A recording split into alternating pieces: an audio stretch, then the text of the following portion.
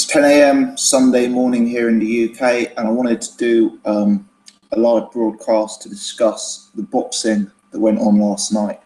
I guess at this time of the day, more sensible people are still in bed, spending time with family, enjoying their weekends, that sort of thing. So I do appreciate probably not peak time to get viewers joining. But if you are watching live, if you do join at some point, do comment in the chat. Happy to have a bit of back and forth with these things. Let's get straight into it. And I mean, there are three major fights that stand out from last night. Hassan and Dan and Jickham versus David Lemieux, Paul Smith versus Andre Ward, and finally Sean Porter versus Adrian Broner. I think we're going to start with Paul Smith versus Andre Ward, seeing as I'm here in the UK and obviously that's a fight involved someone from these shores. So let's talk about that fight. Andre Ward wins by 9th round stoppage. I did suggest in my pre-fight video that I did think there was quite a high chance of the towel coming in from Joe Gallagher's corner, and that is what happened in this fight.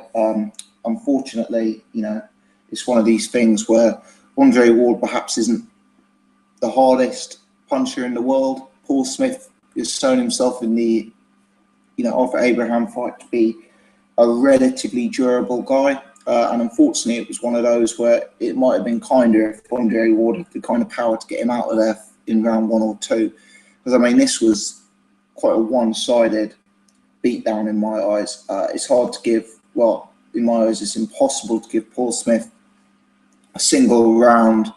And Andre Ward was, pretty dominant, looked really good in this fight. Paul Smith, he showed a lot of heart, a lot of determination. Even in round 9, when Andre Ward was literally running across the ring, chasing him, Paul Smith realised that he was in trouble and tried to put Andre Ward back in his box by increasing the output, trying to throw a few power shots. But realistically, he was just hopelessly outgunned, hopelessly outclassed. The Ward jab was landing. Ward was starting to work off it, throwing with speed. Even though he's not the biggest puncher, he was clearly the bigger puncher out of the two. And I guess the other thing to say is, the size difference. Even though Paul Smith weighed in heavy, and that's something that I've got conflicting views on. We'll come to that in just a second. But even though Paul Smith weighed in very, very heavy, Andre Ward to me looked like the bigger man in there, substantially the bigger man. And, I guess Andre Ward is a very, very big guy now if he can cut down to 168. I mean, in terms of the weight difference, I've heard conflicting opinions on that. Some have just said, Paul Smith's given up. Eddie Hearn made some strange comment about how fighting abroad caused a weight problem. Some were saying, Paul thought it was the only way of giving himself a chance at winning. I don't know, and I'd be interested to see what Paul Smith says when he eventually comes back to the limelight about what actually went on and what actually happened with the weight there. I'm fascinated to know how the weight was so badly wrong. I guess, where do the two guys go from here? I mean, Andre Ward's got a decision maker to it, really. I know we're in an age where catch weights are increasingly common, and perhaps he'll stay fighting at catch weights. Maybe he'll fight at 171, 172. I guess there are some big fights at that limit now. Perhaps he could fight someone like Julio Cesar Chavez Jr. at the likes of, 170 pound, 171. Let's not forget that Andre Fonfara, who's coming off a big win against Chavez Jr., took that fight at 172. So perhaps in an era of catch weights, we could see more and more of these matchups made in the low 170s. That wouldn't surprise me whatsoever. Where Paul Smith goes from here, that's a difficult question. He's had 3 world level fights, despite the fact he's showed heart and credit in all of them. He's clearly not world level. he looked decidedly British level against Andre Ward last night, and as I say, hopelessly outgunned, hopelessly outclassed. Where he goes from here is difficult. Yeah, I was very surprised about the purse for this fight. I read that Paul Smith, once someone commented that Paul Smith was getting $230,000, which I thought he'd get a lot more than that. $230,000. He'll be lucky to get half of that after he's paid tax, paid his trainers. It's about $115,000. What's that, about 70 grand UK, 80 grand UK, something like that. It's not, clearly it'd be nice if that hit the boxing gossip bank balance today, but it's not life-changing money in the sense that it doesn't set you up for life, does it? You can't put your kids through private school, you can't buy a house with that. So I wonder if he's got another source of income. I wonder if there's some UK TV money he's going to get, some money from Eddie Hearn, maybe. And it may be the case that Paul Smith needs to fight on, but the difficulty is, where are these big fights from now? He's probably going to need to take a big step down, both in class and in earnings. Does he want to go into gritty 50-50 UK matchups with the likes of Rocky Fielding? Yeah, there might be a few paydays there, but how motivated is he going to be to cut the weight down to 168 and to fight these guys? And I've said this a few times before, but to me, Paul Smith isn't even a super middleweight. He still doesn't look in good shape at 168. In my eyes, this guy should be fighting at middleweight. Potentially, he could be useful at middleweight. Maybe we'd see him hit with a bit more power. Maybe we'd see him being able to use a bit more size, because he always looks like a smaller man in there. He looks so small compared to Arthur Abraham. For me, British level, European level at 160 is where we see the best of Paul Smith. But clearly he's walking around in the 180s. He's taken some heavy defeats. He's probably got a few quid in the bank now. He's got a gig with Sky. In my opinion, it's probably time for him to hang up his gloves. He's had a lot of fights, a lot of miles on the clock. Perhaps he's best served supporting Team Smith, supporting his brothers, doing the Sky commentary, and leaving the fighting to some of the younger guys. Right now, I think Rocky Fielding beats him, I must say, and that's difficult. There are other fights at super middleweight. Could he want to fight the likes of Frank Buglioni? There are other fights you could make up. Maybe if George Groves takes a loss against Badu Jack, he would want an easy comeback. But the difficulty is, does Paul Smith want to go down that route now of being a consistent opponent and getting in these domestic scraps? And I don't see that in my eyes. So I think Paul Smith will be well advised maybe to consider his options and consider calling it a day. Just looking at the comments that are coming through. Danny Reynolds says, I'm here. Hello, Danny. Thanks for tuning in. Big Ola says, he's obviously not the biggest fan of Paul Smith. Says, Paul is very lazy. Love the Governor said, yeah, I heard that too. I'm not sure if you're referring to the purse. What are your thoughts on the purse? Is Paul Smith lazy? I don't know. I know it's not all about the eye test, Not every boxer is going to have the genetics and the body type where you come into the ring with like an amazing six-pack and look like a bodybuilder. Not everyone's made like that. But just based on the eye test, even when he weighed in at, was it 165 against Arthur Abraham, there looked to be a lot to come off. He didn't look like, he'd really cut down hard for that fight. And yesterday, people commenting on Twitter that rolls of fat. I don't want to be too critical here, but he is noticeably. You look at Callum Smith and Paul Smith, both fighting at the same weight. Callum Smith is the genuine 168, isn't he? Not an ounce of fat on him. Coming to the ring, Paul Smith, I just don't see it at 168. But he's getting older now. He's got a few miles on the clock. Is it time for him to be considering 168? I don't know. A few fighters like that. Frankie Gavin's another one, It's like, obviously he should be fighting at 140, but doesn't seem to want to do it. Love the Governor makes a very, very good point. A matchup I could see is Martin Murray as a payday. Morning to you. You look as knackered as I do. Yeah, well, dedication, having to watch the late night boxing, and wanted to make these before my Sunday lunch. So yeah, apologies to any of my female fans who are tuning in today. But like the governor says, match up with Martin Murray, and that's a very, very good call. Very good call. Well done for that comment. Yeah, I could really see that fight happening, and yeah, potentially that is a fight for Paul Smith to consider. You know, Martin Murray, I think St Helens is a little bit outside Liverpool. I know Eddie Hearn's planning Callum Smith versus Rocky Fielding. Maybe he's planning.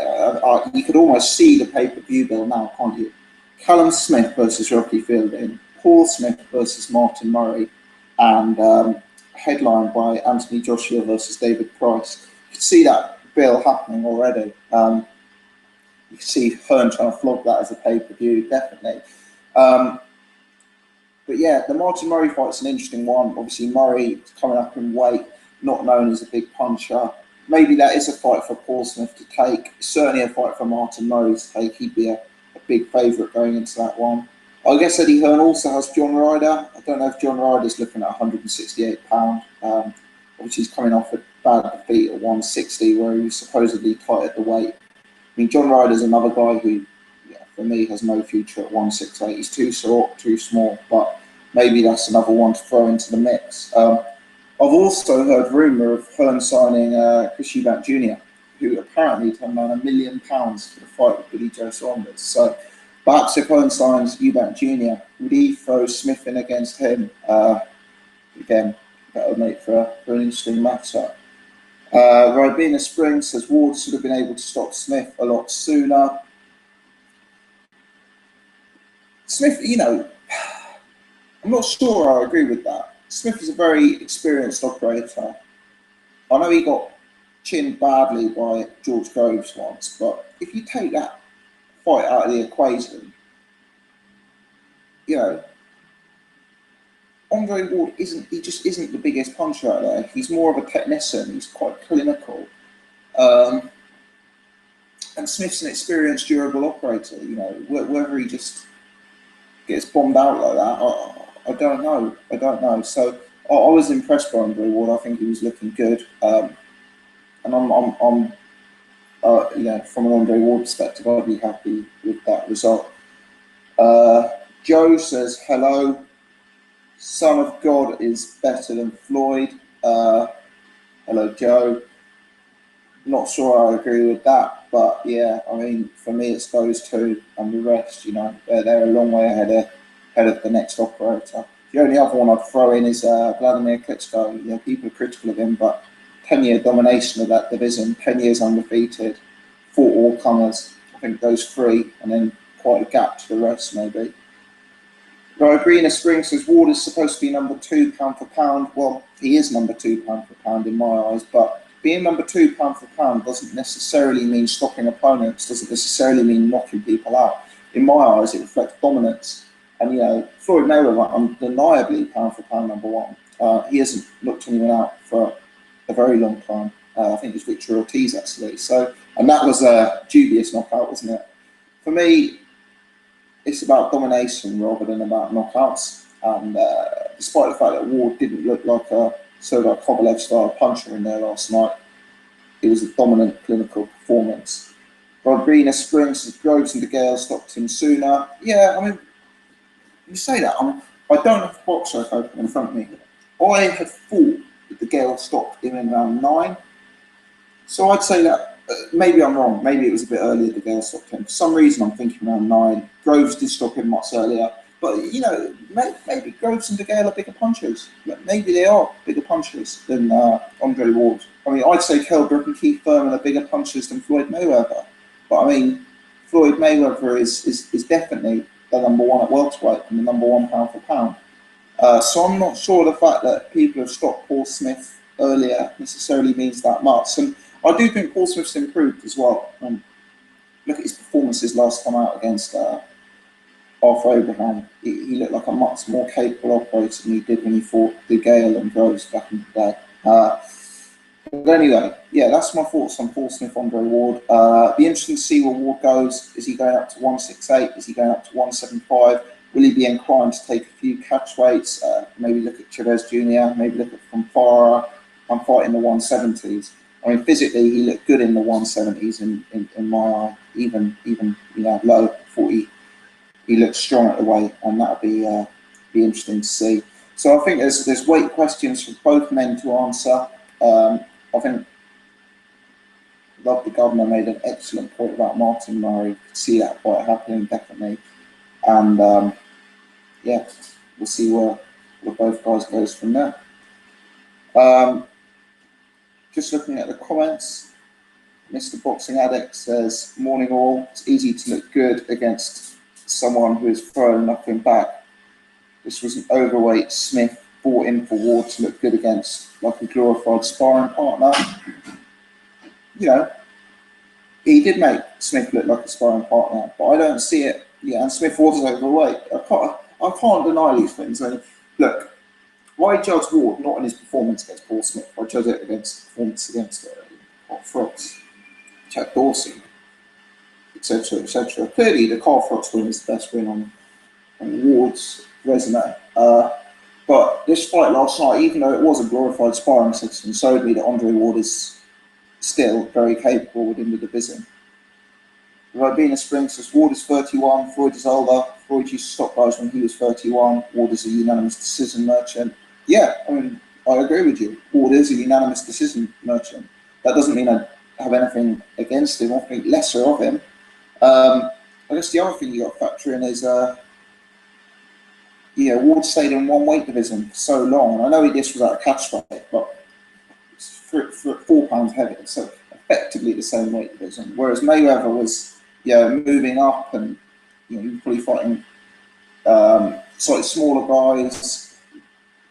There we are. But yeah, I mean, Andre Ward is not a pound for pound top puncher. He's a pound for pound top fighter. That's my opinion. Anyway, that's my thoughts on Ward versus Paul Smith. Interesting to see where both guys go from here. Paul Smith's going to have to retire or drop down to domestic level. Andre Ward, fair play to him having a tune-up fight. Let's see where he goes from here. Moving on to the next fight. I'm going to come to Adrian Broner versus Sean Porter in just a minute. But before we get there, I'm going to discuss Hassan N'Damukong versus David Lemieux. So I got the Porter fight right. I got the Andre Ward fight right. I got this fight wrong. I said it was 50-50. I said it wouldn't be surprised if either man wins. But I thought Hassan N'Damukong I slightly leaned to based on his performance against Curtis Stevens, based on his boxing ability, if you like. And I thought N'Damukong boxed quite well.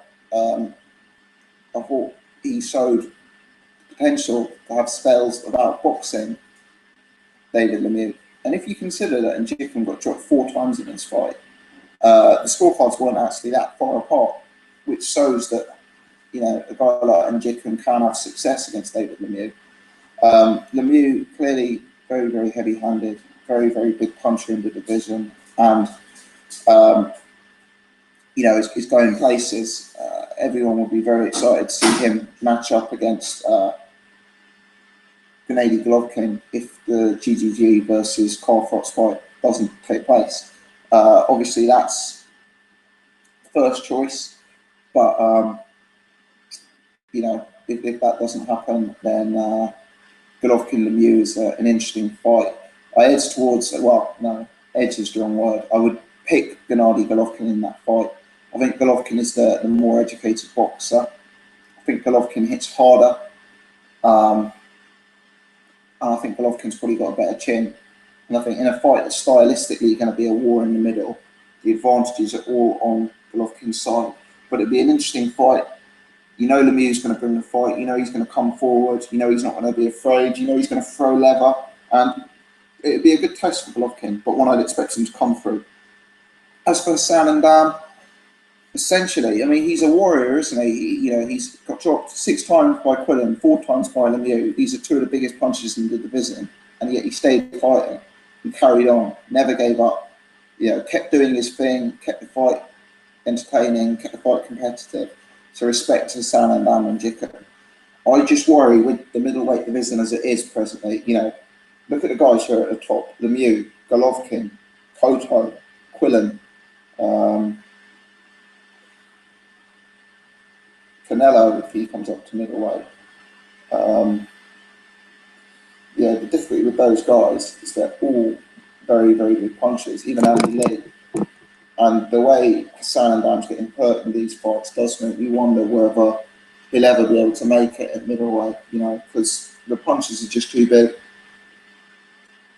And it seems that this level of puncher can hurt him in a fight. But well done to David Lemieux, world middleweight champion. And the way he fights, the fact he's got Golden Boy behind him, the fact that he's so fan-friendly, I expect to see him in some big fights.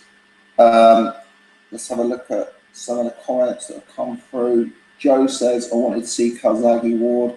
Yeah, that would have been a pretty special fight. I'm a huge Joe Calzaghe fan. And I wouldn't cut him out of that fight. But God, that is a real 50-50 in my eyes, yeah. This is Boxing Addict says, Triple G versus Lemieux would be epic for as long as it lasts. Yeah, it would be. You just wonder about Lemieux's.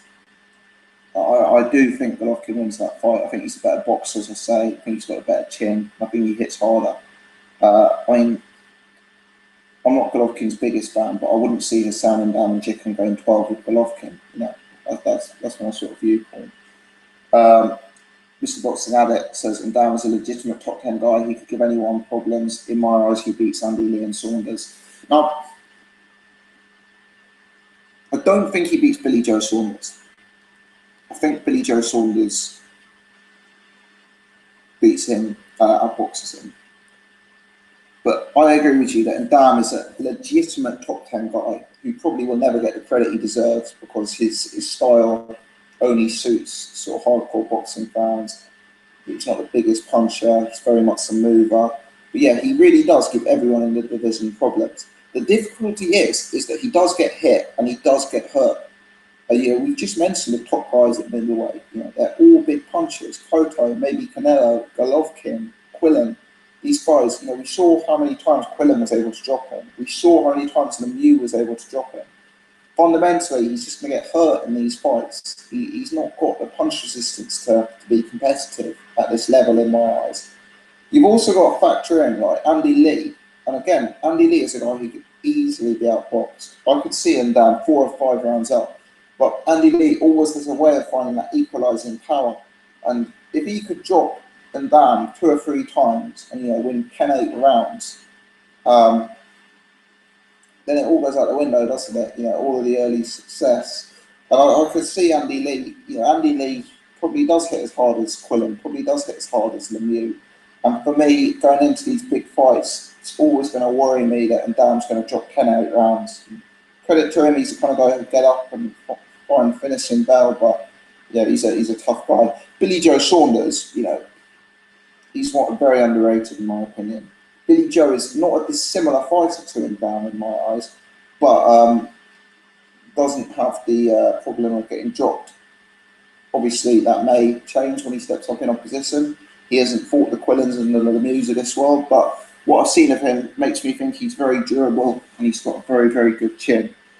Robina Spring says, got to go, mate, the good stuff, thanks. Cheers, Robina Spring. And Jack has joined the party. You're a bit late today, Jack. We've already discussed Lemieux and Ndam. We've already discussed Ward Smith. So please check back if those are of interest. The video will obviously upload to the channel after this. Going to move on to Broner Porter. Probably going to do a bit of Anthony Joshua versus Marius Wach. I know you'll be keen for that, Jack. Probably the biggest Anthony Joshua fan. One thing Jack said is that AJ gave him a few, met him and gave him a few tickets for his fight in Birmingham. So, yeah, I like to hear stuff like that. That's good from Anthony Joshua and looking out for the fans. Fair play to him. He's got this nice guy persona, doesn't he? But I always thought maybe that's a bit false. But if he's meeting fans and giving out tickets, credit to Anthony Joshua. I like to see that. So, yeah, Mr. Boxing Addict says, thing I don't see BJS knocking down and down on points. yeah, that's a fair point. I don't see Billy Joe Saunders necessarily knocking him down, but I just think Billy Joe Saunders is a really advanced and underrated boxer. And equally, I don't see him knocking down Billy Joe Saunders. But that's just my opinion. Jack says, AJ, oh yes, cannot wait for that fight. Well, we'll get to that in just 1 minute. Before we do, I want to talk about, in my opinion, the top fight of last night, and probably the top fight of Premier Boxing Champions Series so far. An excellent matchup. Sean Porter versus Adrian Broner. And I'm delighted to say, I'll pick this one right for once. Adrian Broner, it was an odd performance from him. Odd performance. Low output. I was hoping he'd solve the low output problems, from the Molina fight, but clearly, it was Sean Porter's style and Sean Porter's effectiveness that made him low output. I thought Sean Porter won the vast majority of the rounds in this fight. I haven't scored it, but it's going to be something like 9-3, something like that in terms of how the rounds went. Maybe you could make a case even slightly wider than that. I thought the scorecards were surprisingly tight, in this fight. Adrian Broner, now I know a lot of people hate him, I know a lot of people want him to lose, but I still think, and I know this is going to get me some stick for saying this, I still think he's an excellent fighter. Sean Porter was bigger than him. Adrian Broner has no business in that weight class. Sean Porter had the perfect style to beat Adrian Broner, but we still saw moments of pure class from AB. His jab is so good. His jab is so good. He's flat-footed. He doesn't have the movement. He doesn't have the foot speed of a pound-for-pound top fighter, but his hand speed is excellent. Some of the punch selection he throws is really good, and the class of his work. I mean, that last round, that lead left hook that dropped Porter. What a shot that was! It was thrown beautifully. If AB was able to make 135, a punch like that would put people in hospital. Game over. Sean Porter's such a big guy, such a strong guy. He was able to get up. He was able to fight on, and both guys showed heart. But Adrian Broner, for me, there's so much to like about him. There's so much to like about him. I know he's an absolute tool outside of the ring, but this guy's jab, this guy's, technical capability, punch selection, he's got issues. He's flat-footed, he's low output. But for me, a number of those issues are linked to the weight thing. I mean, if he was at 135, if he was maybe even at 140, he'd be fighting smaller men. And I think he'd be excellent. And I've said this time and time again, but Adrian Broner has the style and capability to run through the opposition at 140. I know Danny Garcia's moved up, but if AB could make 140, I see him totally outclassing Garcia at 140. I see him totally outclassing Provodnikov. I see him outclassing Matisse at 140. Put simply, he's just not right for 147, and he's not right for opponents like Marcus Maidana and Sean Porter. They've got the style to beat him. They're too big, too strong, too aggressive, and he can't live with those guys at 147 or at welterweight, even at welterweight catchweights. And he got beaten fair and square in this fight. Sean Porter, again, Adrian Broner's a great heart and great durability to go the distance. So I still want to see him fight on. I still see him want to be in big matchups, but lessons have to be learned. And I can't believe they weren't learned after the Maidana fight. I can't believe he decided to go back to 147 or back to welterweight, 144 after the Maidana fight. Surely now after the Porter fight, lessons seriously have to be learned.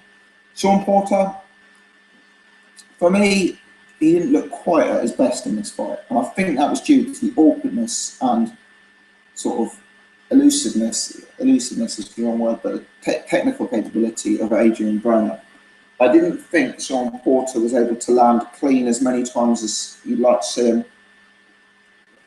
But, clearly Porter is a very, very capable operator. And I've said this before, the Brook fight was very, very close, very close. Sean Porter is right at the top of the welterweight division, top 5 or 6 in my eyes. And this goes up there with one of his best wins. It appeared that he made the weight very, very well. He looked in very good shape. He fought with energy. You question, would he have got dropped by that shot in the last round if he'd been at his full weight? Who knows? Never seen him drop before. Have to assume Brook is a harder puncher than Broner, but Brook wasn't able to drop him, so maybe that was something to do with the weight. But Sean Porter is a really, really solid fighter, and there's so many fights that I'd like to see him in at 147. I mean, the first one that springs to mind is Amir Khan. Right now, I think he beats Amir Khan, but that's an excellent stylistic matchup.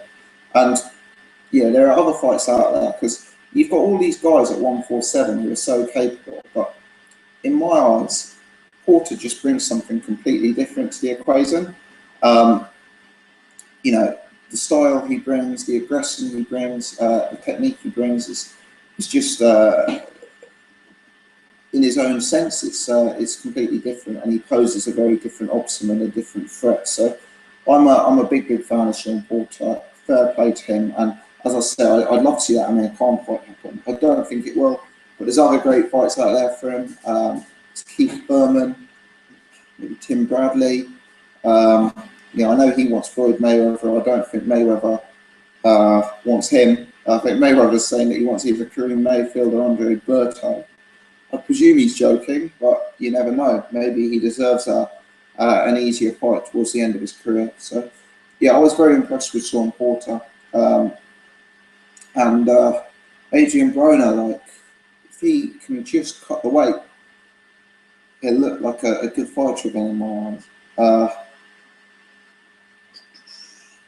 Jack says AB wants to be Mayweather too much, but he never will be, so he needs to sort it out. Yeah, I think so. Certain similarities between him and Mayweather. They're both defensively minded, they're both low output, they're both high quality. But he doesn't have the movement of Floyd. Peak Floyd Mayweather maybe dances rings around Sean Porter. Broner just didn't have that capability. He's too small. He's too static. I know 147 is the glamour division, but he needs to give it up. He really does need to give it up. Mr. Boxing Addict says it went the way I predicted. Porter far too active and wild for Broner to deal with. Broner looks good beating up small lightweights like Gavin Rees. He's been found out now. He's too big. Completely agree. It's a weight thing. He's just not right for that weight class. He beats a lot of the guys there at 140, but he's just not 147. And I just don't get why he made that mistake after the Maidana fight. You've got to learn from your mistakes. He's not doing it now. He's just not doing it. So I thought, Porter is not only a 147-pounder, he's a big one, he's a strong one, similar to Maidana in so many ways. So it was quite a perplexing choice of fight for me. And Adrian Broner needs to reconsider his options. Right, so that's my thoughts on the big three fights from last night. Please do leave your thoughts on those in the comments. We can always address them as and when. Let's just talk briefly about Anthony Joshua versus Mariusz Wach. I really like this fight. I think it's an excellent choice of opponent. And Wach is a capable operator. I wouldn't say he's a top 20 heavyweight, but he's certainly top 30. And I said Kevin Johnson was top 50. So we're moving nicely up the rankings here. And Mariusz Wach poses several questions to Anthony Joshua. Wach is the first opponent in there who can actually hit with heavyweight power. Look at the way he iced out Christian Hamer. Now, I know Christian Hamer's fairly average, but if you look at how long Hamer was in there with Tyson Fury and eventually got stopped on his stool, you can see that Hamer isn't the kind of guy you can just knock out with a jab necessarily. Whereas with the Mariusz Wach fight, he really laid him out. So that was an impressive performance in my eyes. The other thing about Mariusz Wach is he's big, and I like that. I really like that, because if Anthony Joshua is going to be the star everyone thinks he's going to be, he's having to beat really tall heavyweights. he's going to have to be in with guys like Lemiuex, Deontay Wilder, Tyson Fury. So it's really good that he's got this experience of fighting with tall, big guys. You know, Tyson Fury, that's why I wanted him to fight Usman. You know, he's not got that experience. So I know he says that it will be okay, but the truth is, if you haven't fought that in a pro ring, you don't actually know. So, yeah, in my eyes, it's a good test for that reason. You know, he's got a big guy. He's got a guy who can hit back. But most importantly, it's the Mariusz Wach chin. You know, look at the shots this guy took from Klitschko, yet he stayed in there. I mean, this guy is so durable. He's got such a good chin, never been stopped. And I get the feeling, even though Kevin Johnson had never been stopped, Mariusz Wach is a little bit fresher than Kevin Johnson. In terms of how I see the fight going, I've heard mixed feedback on Wach. You know, some people have said that he's very good, really underrated. I personally see him as quite slow, quite plodding, quite one-paced. I don't see him as an elite level heavyweight, and I expect Anthony Joshua to win and to have the beating of him, certainly on points. Obviously, the big questions are Anthony Joshua's chin and Anthony Joshua's stamina, and I expect Wach to test both of those in this fight. Firstly, I expect Wach to hit Joshua. He's a bigger man, and I expect him to have desire and to land on Joshua. You know, Wach is coming off a few victories, so that should test the chin, maybe not at an elite level, but certainly at a semi-elite level. And secondly, I expect Wach to test his stamina, because I don't think Wach will go down like Kevin Johnson did. So, in my eyes, this is a big test and a big step up and a really good fight. Credit to Team Hearn, Team Joshua, if this fight is officially announced. I understand at present it's been announced by Mariusz Wach's team. I'm not sure it's been announced by Eddie Hearn's team. I actually view Wach as like a lower risk fight than the likes of Chisora, White, Price. I think those guys maybe have a bit more than Wach. But I think what Wach does bring to the table is more size, certainly, than Chisora and White. And more of a chin than, well, you know, who's to know about Dillian White's chin, but more of a chin than David Price, certainly. So I really like the fight. There is one intangible, however, which is the performance-enhancing drugs thing. And as we know, Mariusz Wach was found out for using performance-enhancing drugs.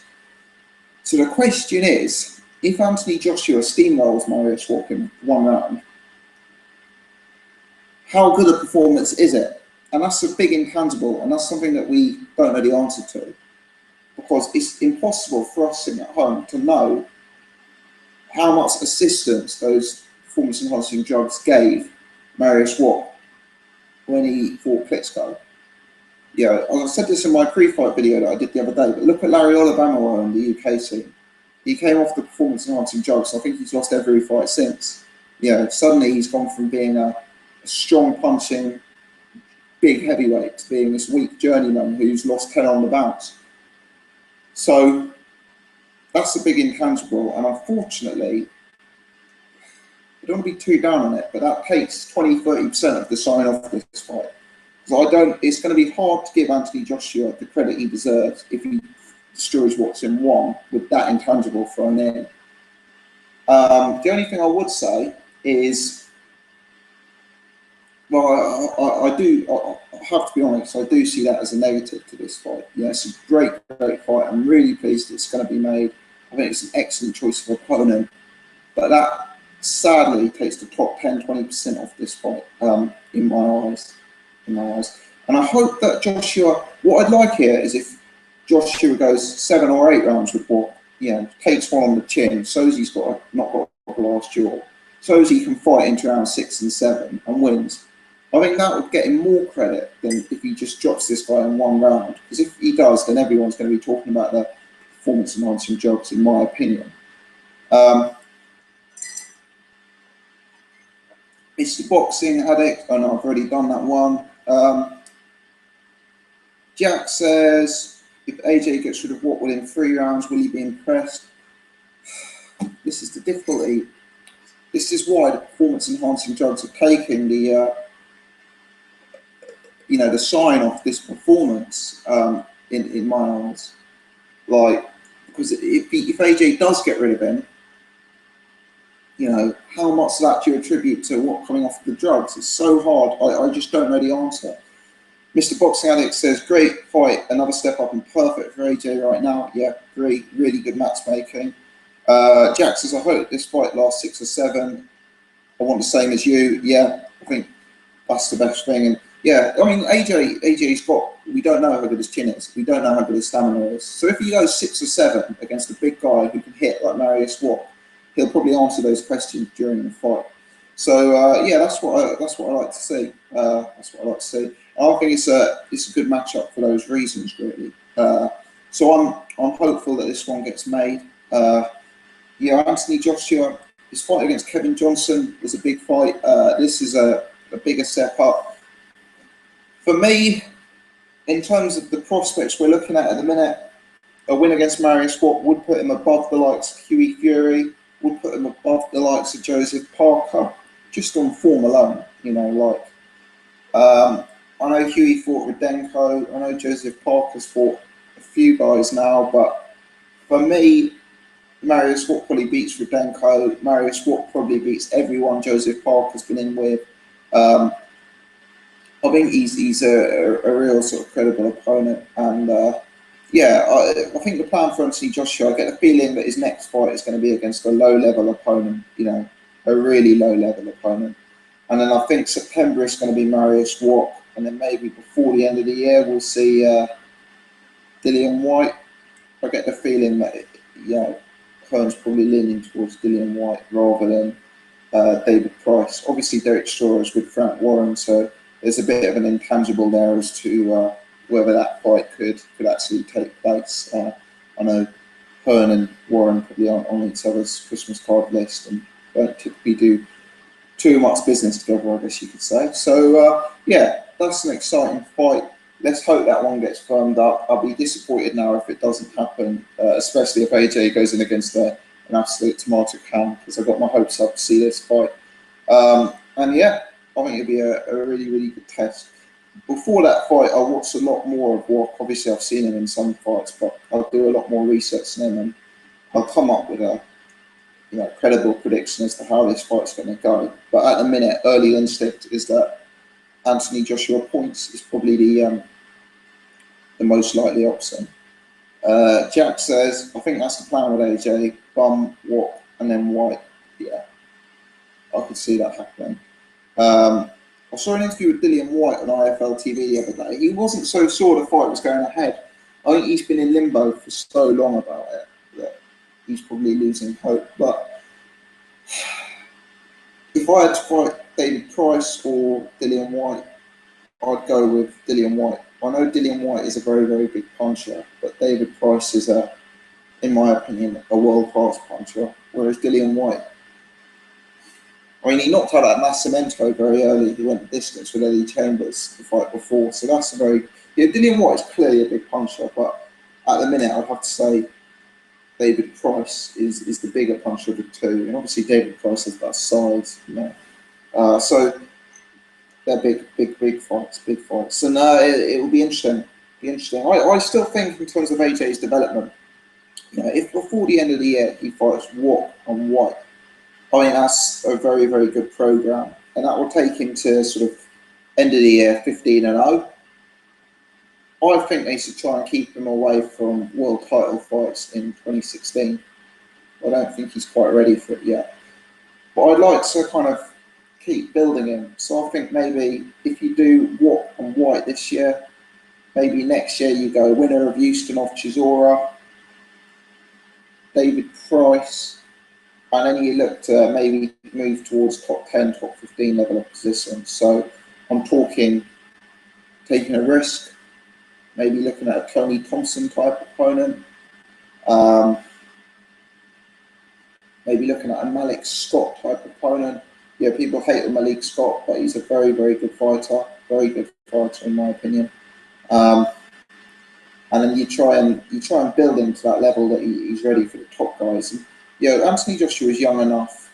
For me, isn't it the best thing if he waits till Crits goes out of the way? Obviously, we've got Fury fighting Klitschko next anyway, so we'll see how that fight goes. But there's some huge money to be made off Anthony Joshua. Huge money. I mean, I'm already thinking Hearn will try and make pay-per-views of Dillian White, of David Price fights. But imagine the pay-per-views of Tyson Fury, Deontay Wilder, David Haven. In other news, I heard that Romain Stavern signed with Al Heyman, which is interesting. He's got a growing number of heavyweights now. So he signed Eddie Chambers, Arthur Spilka. Obviously, he's got Deontay Wilder, Romain Stavern, and I believe he's got Chris Arreola. So potentially some fights to take place in the US heavyweight scene as well. Imagine if he signs David Haye, you could see, I think David Haye could run through the likes of Spilka, he could run through the likes of Arreola, Romain Stavern. But all very interesting, Right, I've been whittering away now. It must be coming up to 50 minutes. So what I'll do is I'll talk for another 2-3 minutes. We've only got 6 people watching, I think, obviously, which probably isn't peak time of day to do these things. But if anyone watching wants to ask any questions, discuss any topics, I'll stay on for another 5 minutes or so. Happy to discuss anything and everything, boxing related probably, but yeah, to discuss the weather if you want. Jack says AJ versus Fury would be quality. Pay-per-view for that. Yeah, definitely. I think you can make that fight regardless of what happens in Fury Klitschko. Say Klitschko beats Fury. Let's even say Klitschko KOs Fury in round 1 or 2. I still think you can make AJ Fury. I do. I don't think that fight loses anything. I mean, factor in that we're getting so excited for AJ Price, and Price has been done twice by Tony Thompson. So if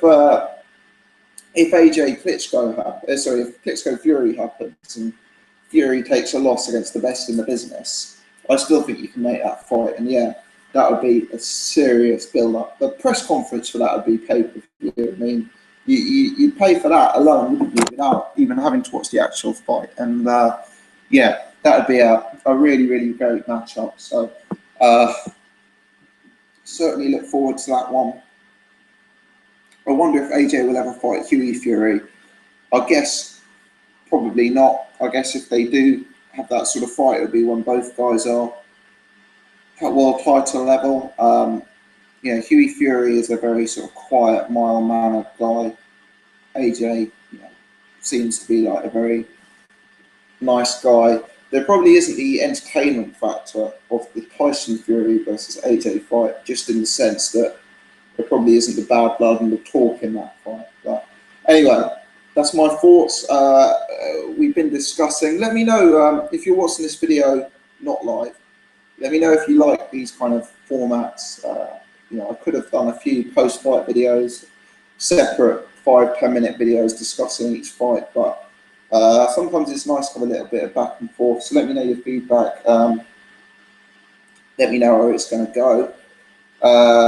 Jack says, I spoke to AJ about Fury when I met him, and he said he's coming, he's going to get it. Yeah, Fury would say something similar though.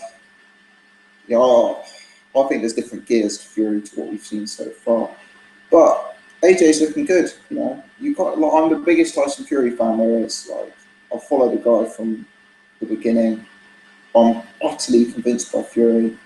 At the minute, I think he's the top heavyweight on the planet. Not in terms of resume, not in terms of form, but in terms of skill set.